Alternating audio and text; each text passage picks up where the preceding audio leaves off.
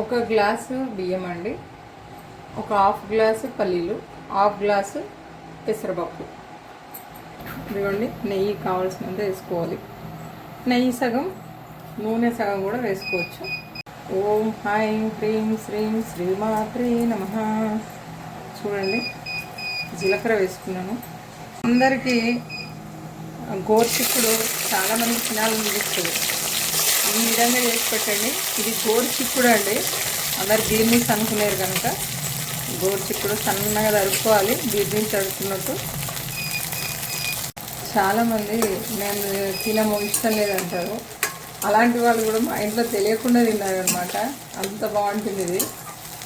ఒక్కసారి ఇలా ట్రై చేసి చూడండి. ఇంకొకటి ఏంటంటే, ఎప్పుడు ఓం హ్రైం హ్రీం శ్రీం శ్రీమాత్రే నమః, ఓం హ్రైం హ్రీం శ్రీం శ్రీమాత్రే నమః, ఓసారి శ్రీమాత్రే నమః అనుకుంటూనే కూడా చేసేస్తుంటాను.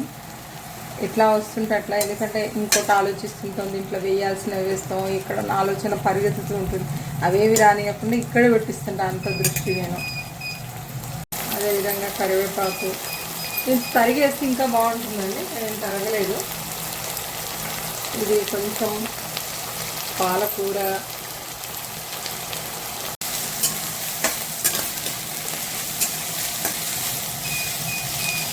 ఇది అల్లము సన్నగా తురిమాను. అదేవిధంగా పచ్చిమిరపకాయలు, అదేవిధంగా నానబెట్టుకున్న పల్లీలు ఉన్నాయి కదండి, అది వేసేసుకోవాలి. ఇప్పుడు పెసరపప్పు నానబెట్టుకున్నాం కదండి, అది కూడా వేసుకోవాలి. రుచి అనరామై మరచి అన్నట్టు ఉంటుందండి. ఇది కొంచెం పసుపు వేసుకోవడం, 4 గ్లాసులు నీళ్ళు పోసుకోవాలండి. ఇందులో 5 గ్లాసులు కూడా పోసుకోవచ్చండి. కిచిడి అంటే మెత్తగా ఉంటుంది కదా, అందరూ మీకు తెలిసిందే.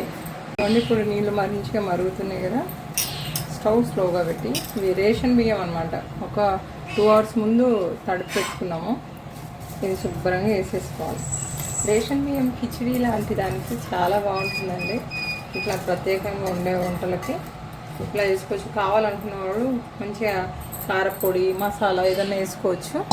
మేము ఇక్కడికి చేస్తున్న ఏ పచ్చళ్ళలో అయినా, ఏ కూరలో అయినా తినొచ్చు.